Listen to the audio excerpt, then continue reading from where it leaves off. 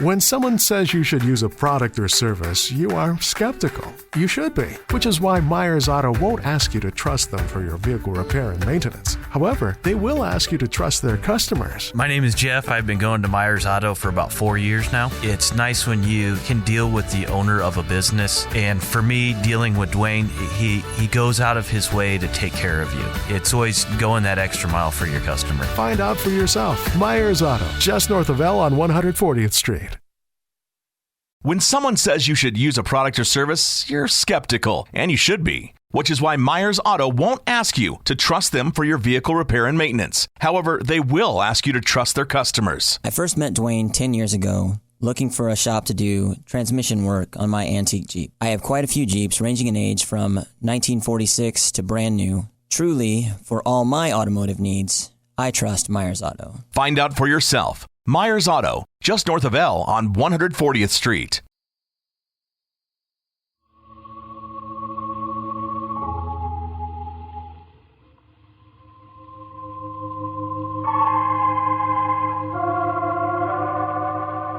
From New York, the makers of Clippercraft clothes for men and 924 leading retail stores from coast to coast present the world's most famous detective, Sherlock Holmes.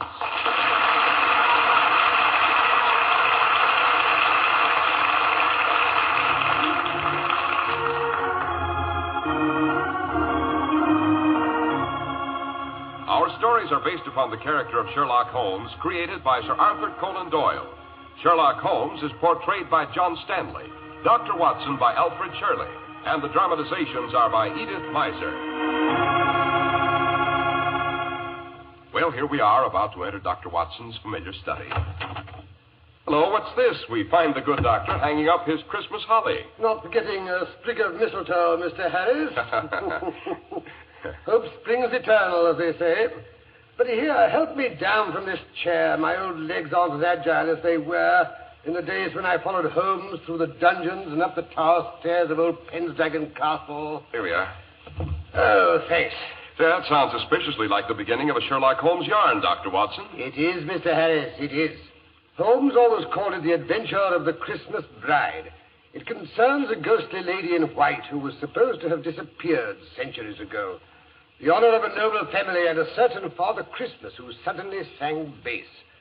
And now, while I fix us both a Yuletide toddy, suppose you tell our friends and listeners about a gift every man in our audience would welcome from Father Christmas, or as you Americans call him, Santa Claus. With pleasure, Dr. Watson. And not only from Santa Claus. A thrifty man can give himself a worthwhile gift anytime if he insists on Clippercraft. For Clippercraft clothes keep on giving for a long, long time. First of all, you've never seen such truly fine clothes at such really low prices.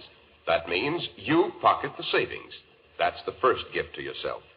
And they also give you superb styling, perfect fit, and long wear. Clippercraft clothes give you so very much because of the unique Clippercraft plan, concentrating the buying power of 924 of the nation's leading stores from coast to coast. That means tremendous savings in manufacturing and distribution costs. And yours are the savings this brilliant plan makes possible. Clippercraft suits are only $40 and $45. Clippercraft top coats and overcoats only $40. And sport jackets only $26.50. Clippercraft values are so amazing, we urge you to compare them with clothes selling for many dollars more.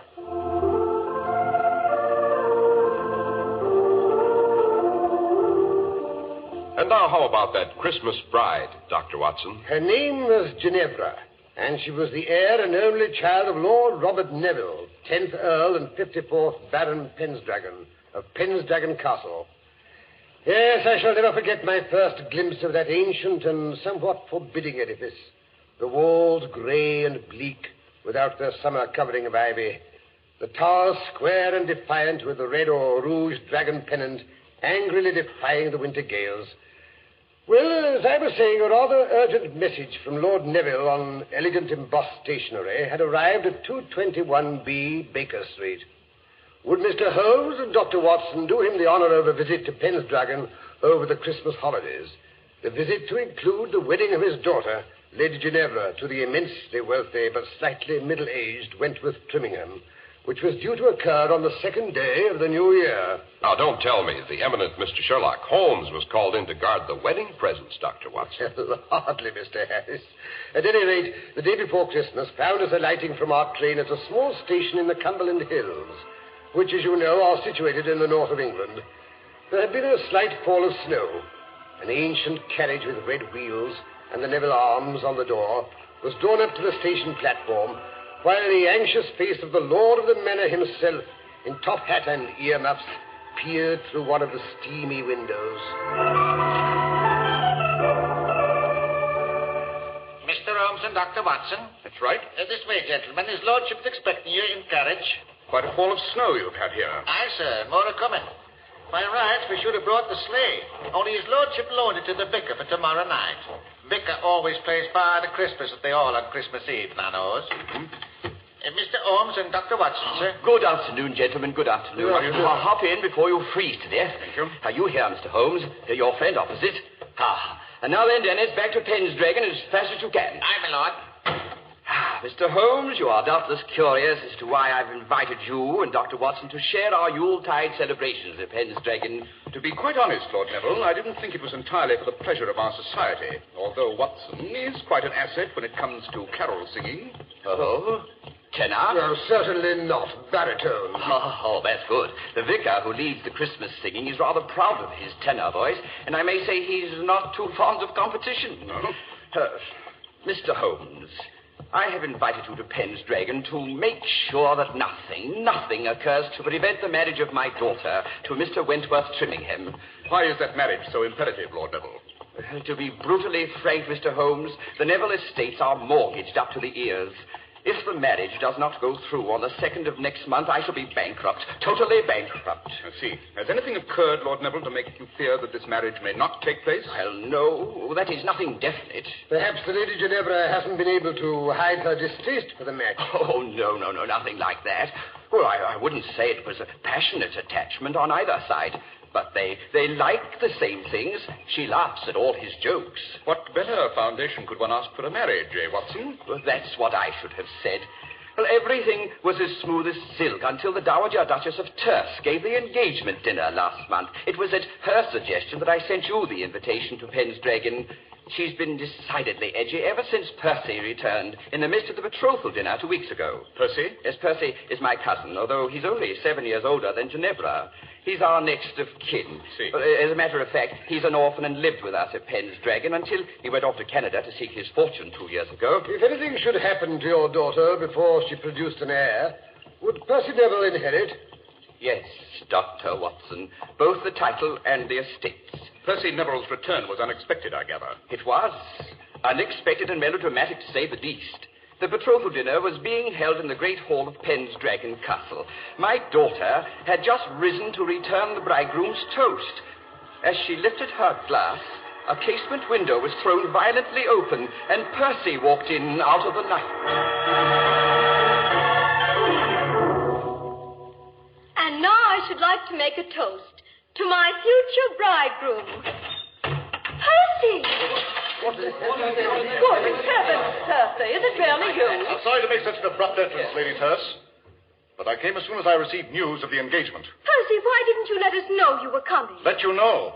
Let you know when you never bothered to answer my letters. But, Percy, we never received any letters. We thought you'd forgotten us. I had forgotten. As if that would have mattered. Percy, that's not true. You know how fond we are of you. How touching. Percy, this is Wentworth. Wentworth Trimmingham, my future bridegroom. So, this is the little man they've sold you to. Stop that. Stop it at once. I'm very fond of Wentworth. Are you, my dear Ginevra? Percy, why do you look at me like that? To think you should so soon forget our family motto. Ne vile velis. The name Neville means that, you know. Ne vile velis.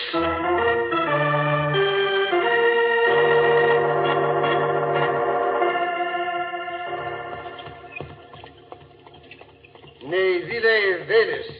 Latin, I take it, Holmes? quite. It means stoop to nothing base, in case you've forgotten your Ovid, Watson. Oh, teach your grandmother to suck eggs.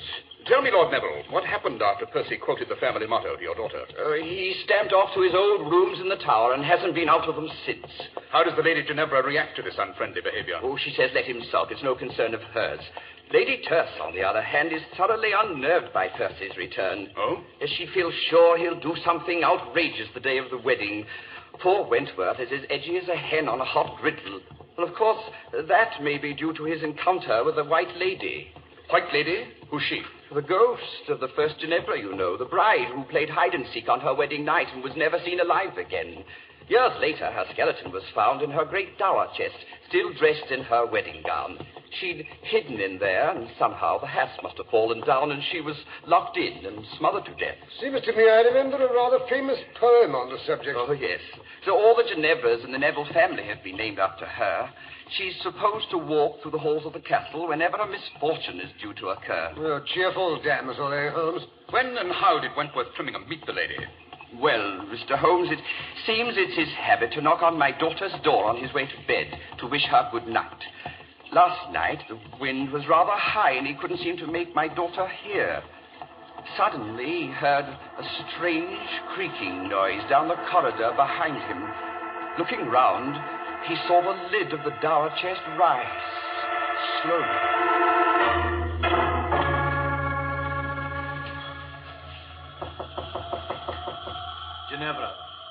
Ginevra, my dear, it's I, Wentworth. I've come to bid you good night. Ginevra, are you there? Ginevra! Who calls me? What was that? Good Lord, the lid of the chest is rising. There's something... A woman in white. She's rising out of the chest. Who are you? The first Ginevra.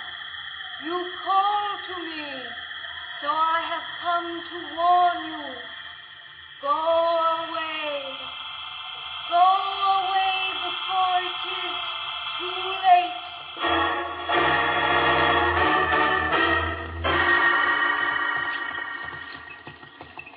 Then what happened, Lord Neville? Nothing, Mr. Holmes. Apparently, the white figure glided past my daughter's fiancé and disappeared up the tower stairs. What did the lady look like? Blonde, brunette? Wentworth says her features were hidden by the bridal veil. Yes. Interesting. I suppose anyone in the house would have access to that tower chest. On the contrary, Mr. Holmes, too many people are possessed of insatiable curiosity. I keep the silly thing safely padlocked, I promise you. How many keys are there to that padlock? One, which I keep by me, here, on my keyring. A very wise precaution.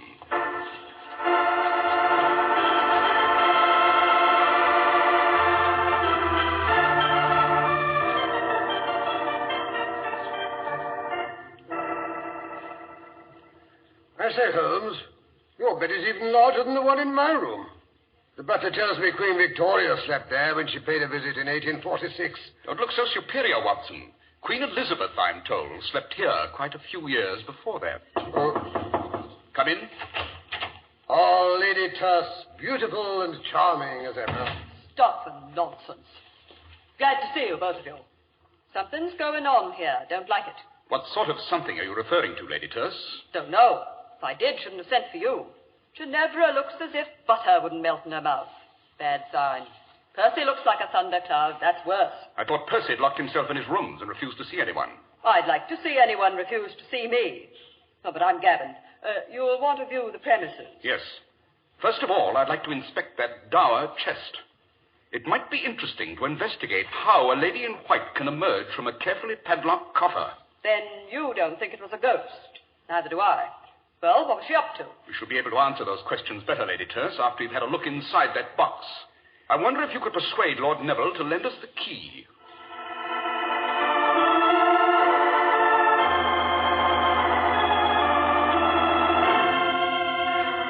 Here's the key, Mr. Holmes. Lord Neville insists I bring it back the moment you're finished with it. Suspicious old boy, eh, Holmes? Not suspicious, Dr. Watson. Fussy. Well, Mr. Holmes, why the delay? Open the silly chest. Let's see what's inside. So fast, Lady Terce, not so fast. First, let's have a look at the lock. Heavy old bit of machinery. Yes, almost impossible to pick it without showing signs. There are no signs. Then whoever opened it used that key. Not necessarily, Watson. But there's only one key. Lord Neville told us so. And if Robert says a thing, it's gospel. Yes. Interesting carving around the lock. The wood's very old. Naturally. Open it up. I'm dying of curiosity. Very well. Lock needs oiling. Hasn't been unlocked for some time. I'll remove the padlock. Here, Watson, hold it. Now, Lady Terse, if you'll help me raise the lid. Right. Good Lord, what's that? Oh, it's Thor, Ginevra's spaniel. Goes everywhere with her. Regular shadow. Oh, yes, here she comes. Hello there. I'm Ginevra. Why, you must be Sherlock Holmes and Dr. Watson. Delighted. Don't let me stop you, Mr. Holmes. You won't. Father told me what you're up to. I'm dying to see what's in the chest, too. Go ahead, open it up. Down, sword, down, boy. You see, it's a biggish box, isn't it? Yes, a woman could easily hide in there. Something white and satin lying on the bottom. Wonderful. It must be her wedding dress. I've always heard it was still in there. Remarkable to find it in such good condition after all these years. The remarkable thing about it, Lady Ginevra, is this dust and dirt on the hem. Watson, give me an envelope. I shall want to take a sample. But that's fascinating. I've heard simply fabulous things about you, Mr. Holmes, and now I believe them. Every one. Do you? Yes, I think we've seen everything there is to be seen here. Watson, you may close the lid and lock it. Right. Aha. So this is Mr. Sherlock Holmes and his famous deductions.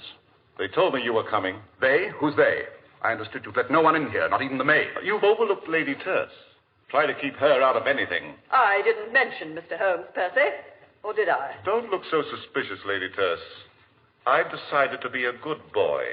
I've even decided to come downstairs tonight and join in the Christmas Eve festivities. Percy, that gleam in your eye. I've known you too long. You're up to something.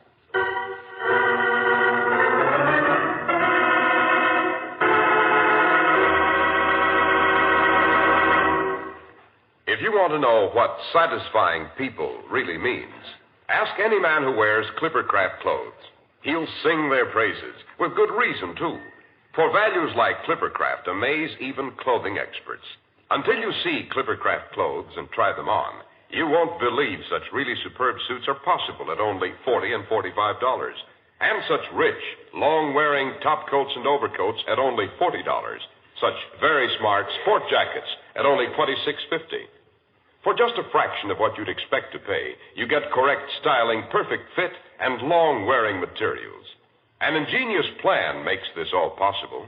The Clippercraft plan, which concentrates the buying power of 924 of the nation's leading stores from coast to coast. You get the savings that result from this group buying at your own local independent store, the store you can trust. Selling inexpensive clothes at inexpensive low prices at the nation's finest independent stores is the great big idea behind the Clippercraft plan. That's why men who know insist on Clippercraft clothes. So be sure to visit the Clippercraft store in your city. These leading stores in the metropolitan area are proud to add their names to Clippercraft in your suit, top coat, and overcoat. In Manhattan, John Wanamaker Men's Stores, Broadway at 8th and 67 Liberty Street. Saks 34th, Broadway at 34th. In Brooklyn, Abraham and Strauss. In Newark, New Jersey, Boulevard Men's Shop, Kresge Newark. And in Jamaica, the B&B Clothes Shop, 16408 Jamaica Avenue.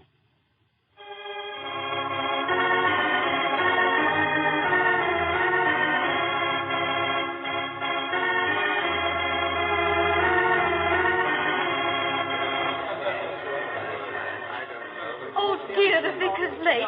Down, Thor. Oh, calm yourself, Ginevra. He'll be here. But, Percy, the snow's so deep. What if he can't get through? Now, don't worry. The sleigh is light, and he has Vixen, the best horse in the county. Nothing can pass her, you know. Oh, dear, I hope so. No, Thor, down. What ails the dog? He may prove to be a bit of a problem, don't you think? Goodness, I hope not. Oh, Mr. Holmes, I didn't see you behind that chair. An ancient wing chair often provides a good listening post, my dear. Now, look here, you meddling busybody. Percy, please, you promised. Suppose you allow me to solve the problem of the dog, Lady Ginevra. Would you? I mean, listen, sleigh bells. The vicar's driving up. He's here. Father Christmas has arrived. Open the door, Paddleford. Now then, everyone. Good King Wenceslas looked down on the feast of Stephen.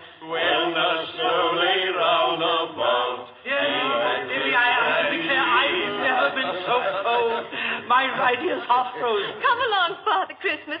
Percy will take you into the dining room. You can have a hot toddy while you get out of your wrap. That's a good idea. A good idea. And better disguise your voice, sir, or all the children will guess who you are. That's a good idea, too. Gather round all. Bring in the Yule log. Father Christmas will be with you in a moment to give out the presents to all the good boys and girls. There. How was that? Vicar, you're wonderful. Now go along. Take good care of him, Percy. Never fear, my dear. Mr. Holmes, they're bringing in the Yule log. Come and help me set fire to it. Oh, look, Dr. Watson has caught Lady Terse under the mistletoe. I declare I've never had such a Christmas. Come along, Ginevra. They're ready for you to light the fire. Dear, where did I put the matches? Allow me, Lady Ginevra. Oh, thank you, Dr. Watson. Oh, look at that. I say, Holmes, how she burns, eh? Oh, lovely. I do like to toast my feet in front of a Yule log. I beg your pardon, Lady Ginevra, but haven't you raised your skirts a bit too high? Oh, my goodness. I forgot. Ginevra, my dear, your fiancé is making quite an ass of himself. Runs into the library every other minute to see no one's listed one of the wedding presents. Well, all that silver and your present, Lady Terse, the diamond tiara. I'll admit that tiara is a temptation. You shouldn't have given it to me, Lady Terse. It's wonderful. Oh, not at all. A confounded nuisance. Given me a headache for years. Glad to be rid of it. Oh, here comes Father Christmas. Gather around the punch bowl, everyone, and we'll have a drink also before we give out the presents. I say, we should. That's the ticket. I say there, Vicar. Father Christmas, I mean. Start us off on a carol. Can't drink your eggnog without a song. Right you are, fair lady. God rest you, merry gentlemen, let nothing you dismay. Remember Christ our Savior was born on Christmas Day. Jolly, eh, Holmes? Nothing like a good old-fashioned English Christmas. Straight out of Dickens, don't you know? Oh, tidings of comfort and joy, comfort and joy. Oh, tidings of comfort and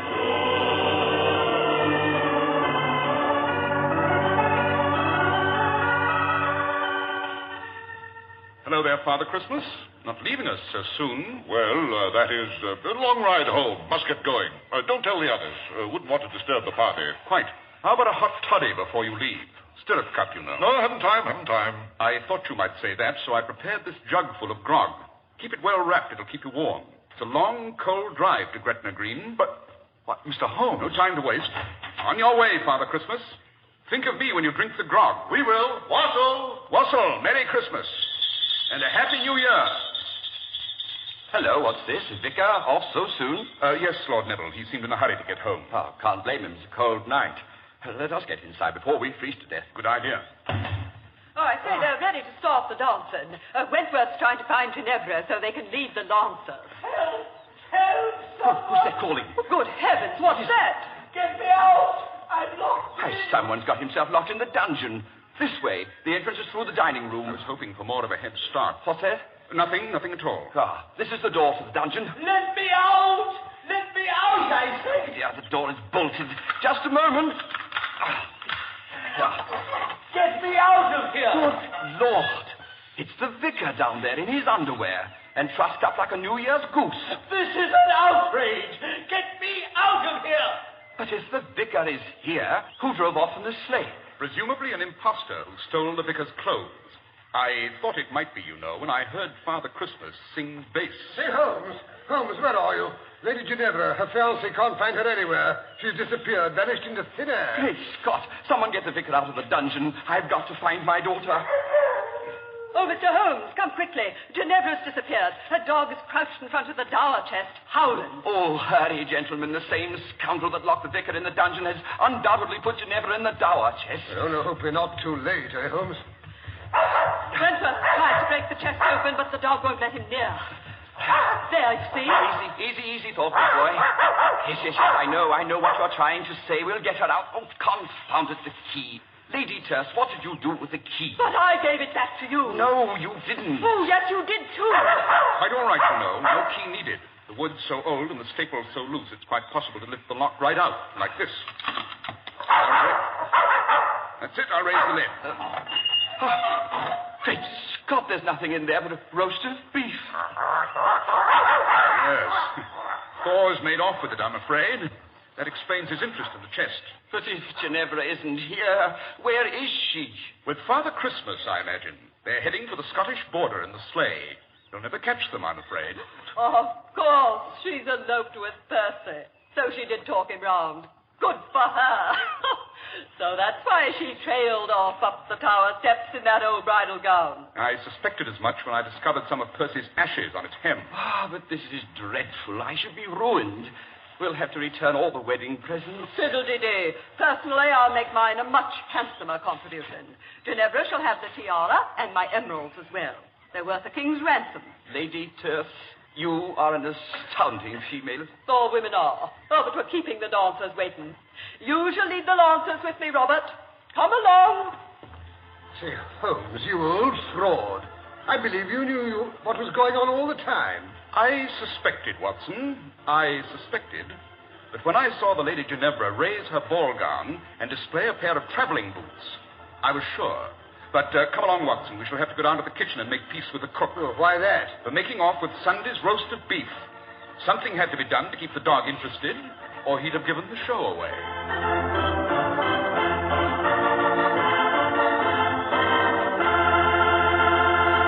Well, that certainly was a Christmas story with all the trimmings, Dr. Watson. Glad you liked it, Mr. Harris. And now, while I fill up our glasses, so we can drink a Christmas toast to our listeners and our sponsors. Nothing would give me greater pleasure, Dr. Watson.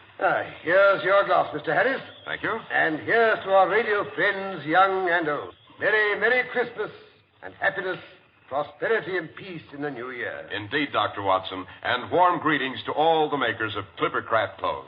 And now, Dr. Watson, how about just a small hint about next week's story? Next week, I think I should tell you how Holmes and I spent New Year's Eve off the Scilly Isles. New Year's Eve off the Scilly Isles? That sounds amusing, Doctor. Hair-raising is the word, Mr. Harris. We were aboard the luxury liner Gigantic, expecting that any minute she would burst into flames.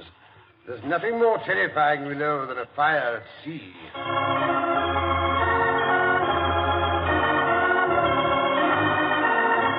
The makers of Clippercraft clothes and 924 leading stores from coast to coast have brought you another in the new series of broadcasts featuring the world's most famous detective, Sherlock Holmes. Sherlock Holmes is produced and directed by Basil Lochran with special music by Albert Berman. If you don't know your Clippercraft dealer, write Clippercraft, 200 Fifth Avenue, New York City. Christmas seals support the fight to prevent the spread of tuberculosis in this community. Buy and use Christmas seals on all your holiday mail, and be sure to mail your packages now. Be sure to listen next week to Sherlock Holmes in New Year's Eve off the Scilly Isles. If you'd like to attend the Sherlock Holmes broadcasts in New York, see your local Clippercraft dealer, and he'll tell you how to obtain your tickets.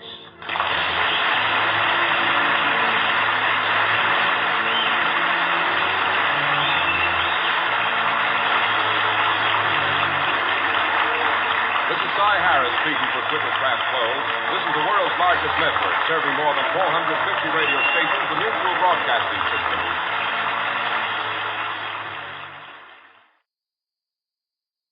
Hello, it is Ryan, and we could all use an extra bright spot in our day, couldn't we? Just to make up for things like sitting in traffic, doing the dishes, counting your steps, you know, all the mundane stuff. That is why I'm such a big fan of Chumba Casino. Chumba Casino has all your favorite social casino-style games that you can play for free anytime, anywhere with daily bonuses. That should brighten your day a little. Actually, a lot. So sign up now at ChumbaCasino.com. That's ChumbaCasino.com. No purchase necessary. VGW Group. Void where prohibited by law. See terms and conditions. 18+. It is Ryan here, and I have a question for you. What do you do when you win? Like, are you a fist pumper, a woohooer, a hand clapper, a high fiver? I kind of like the high five, but if you want to hone in on those winning moves, check out Chumba Casino. At ChumbaCasino.com, choose from hundreds of social casino-style games for your chance to redeem serious cash prizes. There are new game releases weekly, plus free daily bonuses, so don't wait. Start having the most fun ever at ChumbaCasino.com. No purchase necessary. VGW Group. Void where prohibited by law. See terms and conditions. 18+.